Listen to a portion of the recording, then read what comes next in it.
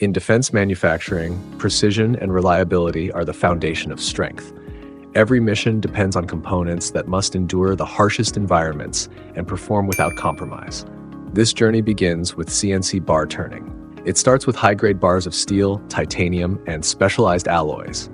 Automatic bar feeders load material seamlessly, enabling uninterrupted production. From this raw stock, we craft mission-critical components that form the backbone of advanced defense systems. On the lathe, solid bars are transformed into precision housings, high-strength shafts, and critical connectors. Multi-axis control and high-speed tooling achieve micron-level accuracy.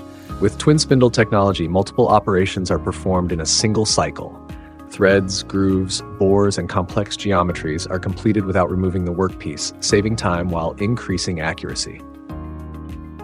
Every finished component is measured, tested, and verified.